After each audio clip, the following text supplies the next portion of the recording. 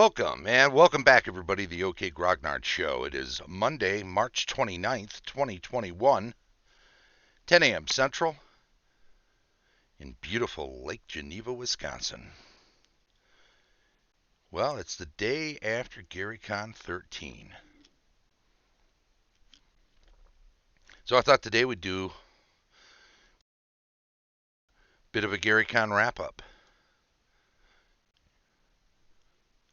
Another year has passed.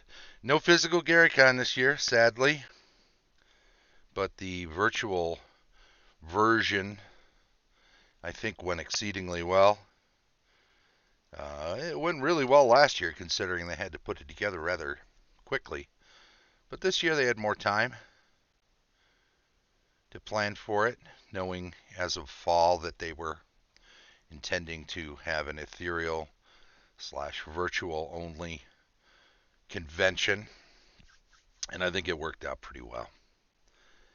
The main thing I want to do today is thank everybody who played in my events, and to thank everybody who worked on Gary Con, from Luke all the way through, all of the staff who worked on it, Dave and Skip, who still had to schedule all of the events, whether it's physical or virtual. Everything needs coordinating as far as events are concerned.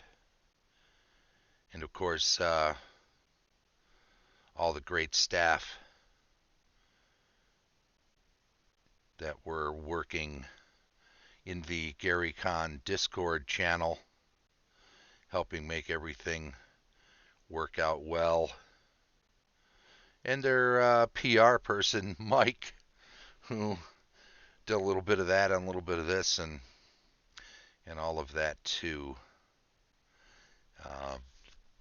I think Josh and Der Schwerg were really great. And of course, Balfrin, the ever-present, never less than amenable, always helpful. Casey Rift, who did so much to pull everything together last Gary Con, did another outstanding job coordinating not just events, but the channel and the Twitch presentations, which were manyfold. Congrats to Jeff Easley on his win of the Gary Gygax Lifetime Achievement Award. I think he is now the 6th recipient of the award, along with Tim Kask and Margaret Weiss and Larry Elmore. Jim Ward, of course, originally. Tom Wam. All well-deserved Gary Gygax Lifetime Achievement Award winners. And we're very happy that everyone was able to congratulate him and recognize him for his many years in the industry. He just keeps going, of course. He's an artist. Artists will do a lifetime of work for the rest of their lives. That's how it works for artists. There's no planned retirement. I mean, what do you get, a retirement and spend some time in an office? I don't think that's the trick. So what do we have for? I want to talk about my schedule, which we'll throw up there. Put me over in the corner, huh? Let's put baby in the corner. That's what I say. Got that there. In fact, you know what? We've got a bigger version, so we'll bring it up over here so we can talk about it in more detail. This includes the 3 games up top are games that I played in. The 3 games down below were events I hosted, GM'd, DM'd, call it what you will. I was able to run those games. First thing, of course, for me was Thursday night playing Divine Right with Steve and Kifley as always, and Matt joined us. He was a physical Gary Con player in the last year. Sarah recognizing the Patrick Swayze reference there. Little should do a sequel called Dirty DMing. No one puts baby behind a DM screen. Or do they? That would be actually a good thing. The corner's not good, but the DM screen is a good place for them. The Matt Archibald, who joined us in the last year that we did physical Gary Con, 2019, Gary Con 11, uh, missed our chance to do it last year and urged me to get familiar with Vassal and to do an event this year for Virtual Gary Con using Vassal, and we did. We did indeed. We had a couple of additional players joining us as well. But Steve and Kiffey were there, as they have been for years at Physical Gary Con. And we were joined by Dave Dubin and, of course, Chris Mazur, a regular at the Tuesday, Friday local, now virtual Lake Geneva board gaming contingent. So it was good that he joined us too. Steve won. Steve crushed us. And I know I had a erstwhile hand in that. Kifley came in second. This is all about the points. The other four of us tied for third, I suppose. We all had 0 points at the time of completion of the game. Steve was being harried very, very tough by Matt. And I knew one of them was going to wind up getting some major points if I didn't step in and do something about it and try to help keep them both from getting any points before I could do something myself. Sadly, my efforts were a little overzealous, and the easiest thing to do, because I was able to use the altar and send a firestorm down on one hex, was to do that to the hex with the most miniatures in it. And Matt had his goblin army stacked so high rather than spread out that it made it extremely vulnerable to that. I did it once with very slim results. I was not able to even the scales. I did it again, hoping just to even them out, and wound up tipping the balance in Steve's favor because he then attacked and took out Matt's ruler, which gave him the points that he needed to go in the first. Kifley was able to grab some extra points herself in another situation, bringing herself up into second place, and that's where we wound up ending it. So it was quite the contest. As always, we could have played longer. There were more turns available in the game proper, but our time, which is how we usually end the game, was based on time, put us in a position to move on at that point and just declare a victor.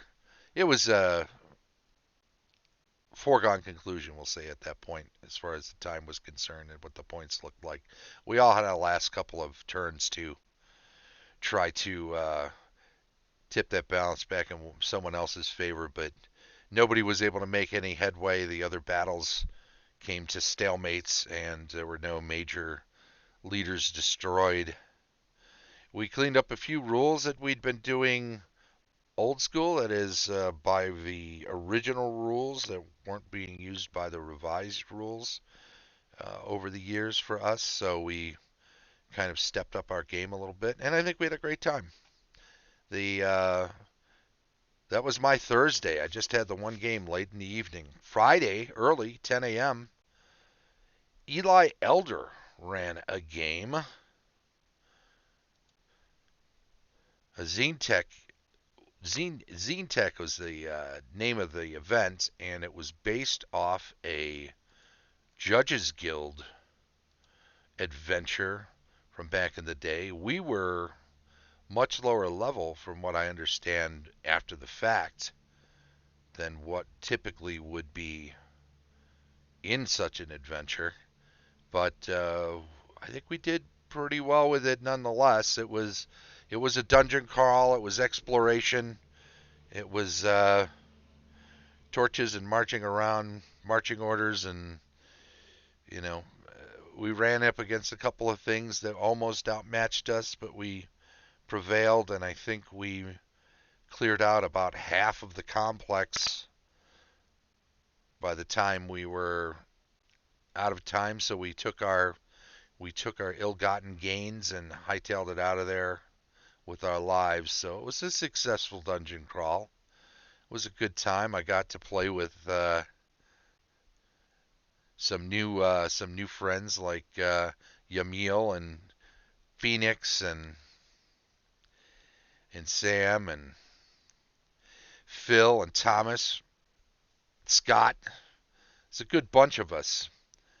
7 players all told. I think a couple were having some technical difficulties, but we worked through those as best we could, and enjoyed the game we played. Many thanks to Eli for running that game. Friday night was a game that I think some other people have given a shot before. It's called the Wheel of Blame. Tim Kask was running it. That's a kind of improvisational, original Dungeons and Dragon rules game where all of the players write a couple of nouns down on a card, which are secretly given to the game master, Tim Kask, and he invents a number of encounters and creates an adventure out of throwing those together. And it was a good time. Sadly, John Bigham, the great artist from New Zealand, well, originally from America, but who lives in New Zealand now, had some technical issues and wasn't able to join us on that. But we played with Scott Casper and Travis Miller, Facebook friend and regular Gary Connor. Chris Callis, she was phenomenal throughout and came up with some really nifty things. And we had a good time playing that as well. I think Tim should be congratulated for improving through an entire adventure time after time, because he runs that on the regular for Gary Cons, usually in person, and now doing it virtually until we get to the other side of this. Saturday morning was another game for me with Eli Elder, who this time was running us, a bunch of us with 6 level characters through an adventure called When One Door Opens. I don't know if that's also a Judges Guild scenario, but it was a good time. Lots of fun. Todd Sharp, the inimitable Neil Christensen, Andy Collins, of course, Ignacio Sevilla, Thomas again, Mahaney, and Phoenix were both back to play, so the 3 of us all had those. Ignacio, known as Nacho, by the way, I should say, since that's how we were all addressing him. His Zoom handle was that, or Google Hangouts, because that's what we were using. And again, 7 players, hard to wrangle for some people in person. I like larger groups myself. Online, difficult to wrangle for anyone, including myself. And Eli is to be commended for running us with 7 players through this fantastic adventure. Had a great time with that one too. I think the Saturday evening game was the one I was perhaps looking the most forward to because it's, uh, or I should say, very much looking forward to. Uh-oh. No, we're getting. Sounds fun. Oh, Sarah says sounds fun about the other adventure we were doing. Saturday was the first of my two 1E AD&D adventures that I was running. This one was a Dragon's Teeth adventure, a tower out on the moors, which I put together. This is one I'd play tested a number of times last summer, so Sarah's probably familiar with it. Did it at the Con of Champions, and I know she was in on one of those adventures. Um, Coming across the moors, getting attacked by a number of ogres, assaulting the tower, trying to find a way in through that stair side extension of the tower.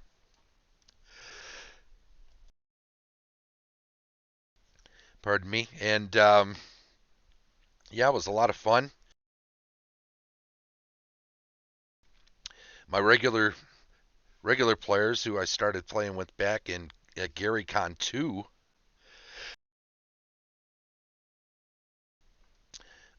Keith and Dex were both able to join us. And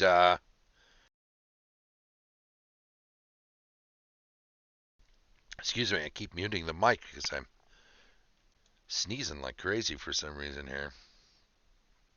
I did want to mention the other players though.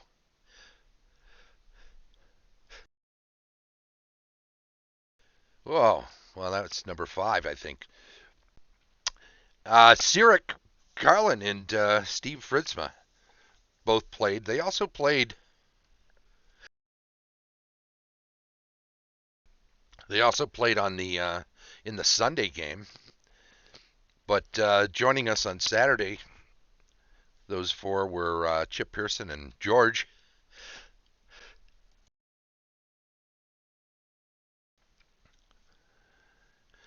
George Piatoni, who many know as LexFire22 on Twitch and on Discord.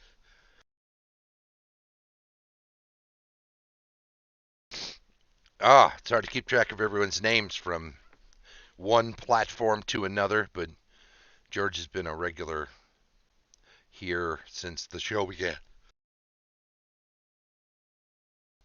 Since the show began, and has been a big supporter of the show and the adventures I run, as Sarah has as well.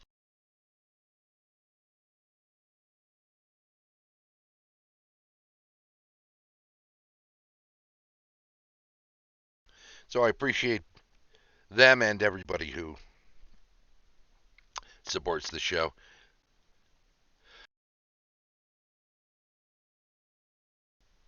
Number 9. Wow, just a crazy amount of sneezes coming out of me.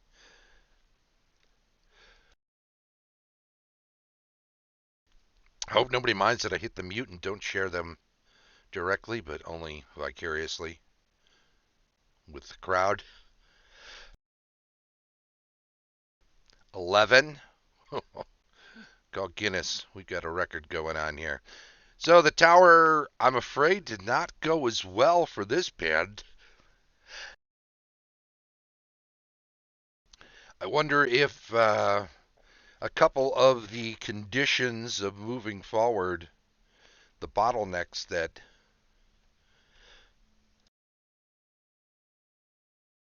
they experienced hmm, might be extricated from the convention.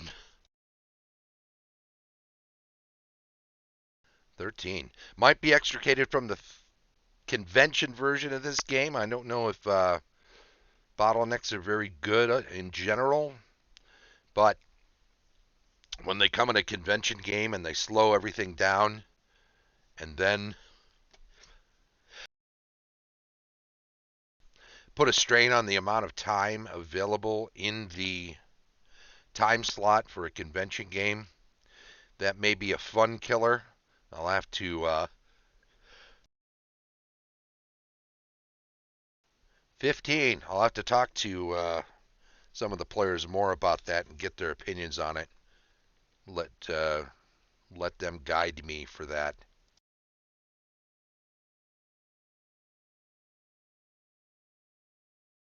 I think I'm mainly concerned about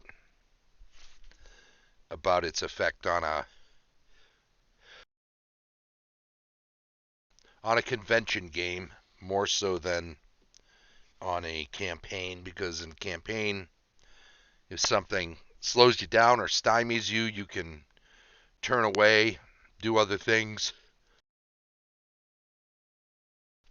come back with fresh resources, and you know,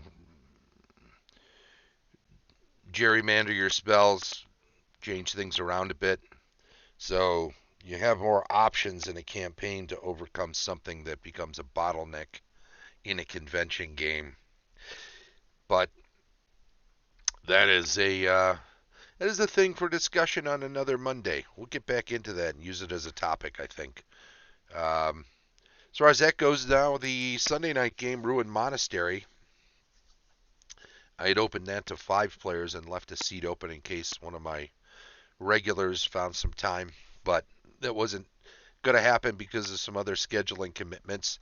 I did have somebody drop out kind of late in the afternoon and was down to 4 players, which is still plenty enough. I think I had somebody sign up at the last minute for the seat that got dropped, but they did not show, so we ran with 4 and allowed the magic user, which wasn't any of the players involved in the event's actual PC.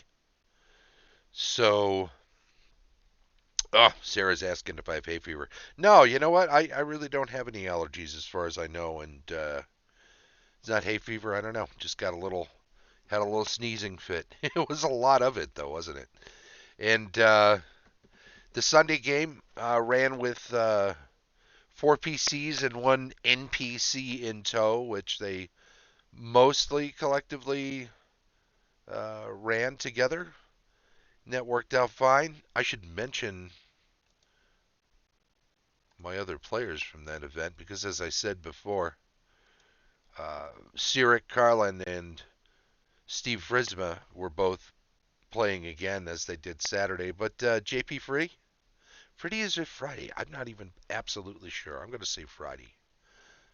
And Matt Sisk, both of whom were already Facebook friends of mine, joined into the game, and the 4 of them worked their way through a good number of encounters. And as we started getting toward the end, it was Sunday evening. Some people were pretty drawn out at that point. I was still ready to go if necessary, and even suggested maybe we might run a little bit long. But as soon as I suggested that, I realized, well, it's Sunday night. Some people got some Monday morning things they've got to do. Some, of course, got to get into work and whatnot, and others have other commitments and had planned this. So we talked it over and we decided to pause the game exactly where it was to get together in the Discord channel and discuss options about when we could play, pick the game up again post convention in a sort of a second parter. And that way we weren't rushing and players weren't making mistakes because they felt rushed, and we weren't truncating it on the fly or minimizing what was going on. It can feel there's the sometimes the instinct of a GM might be to let a few things go, to not play, let the dice fall where they may, but rather just give a few extra breaks to the players, which that's okay. There's nothing wrong with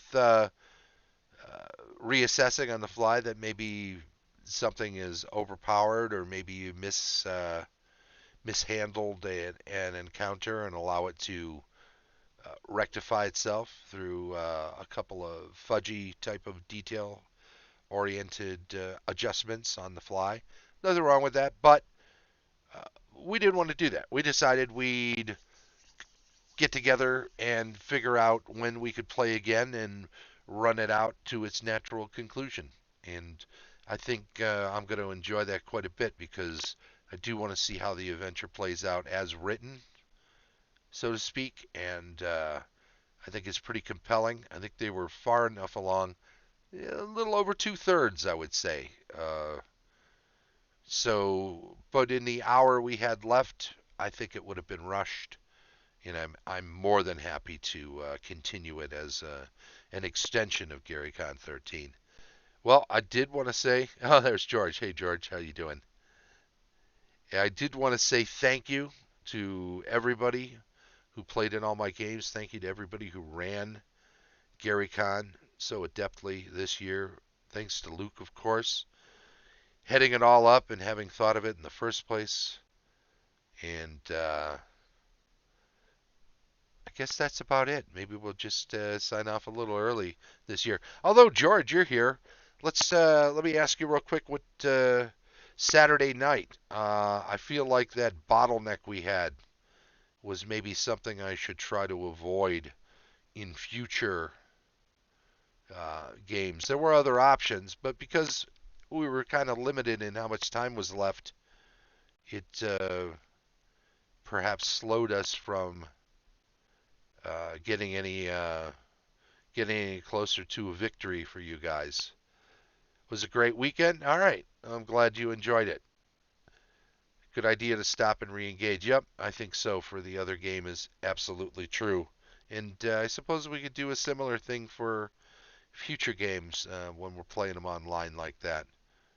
It certainly is an option that I should consider. Well, time on the clock, time on the wall, clock on the wall. What's the word? What's the phrase? I think it's clock on the wall. Says that we're getting close enough to it that I should just wind her down. Once again, thanks to everybody involved in GaryCon. Thank you on the Twitch channel and thank you on YouTube, those who are watching. I do want to always thank everybody who spends time, takes time out of their day for the OK Grognard show. Hey, that schedule is put to bed. And we'll take a look at the title sequence here. GaryCon 13 wrap up. That was today. And don't forget, come on back Monday and Thursday, 10 a.m. Central, for future shows. Ah, one last comment from George. He says he thinks it played out well on Saturday. Well, I'm glad. I'm glad you had a good time with it. And I appreciate you saying so. Um, the future show, I will talk about some of the things that happened in future shows, though.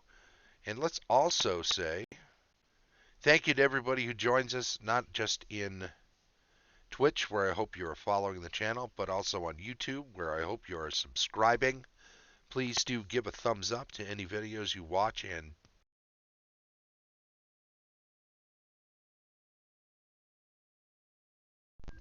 watch and enjoy. Any videos you watch and enjoy, please give a thumbs up to. Leave comments if you like. Join in the conversation. Constructive criticism is always helpful to the show, and we appreciate it when you give it. Thank you once again to everybody. This has been the OK Grognard Show from beautiful Lake Geneva, Wisconsin. Bye-bye.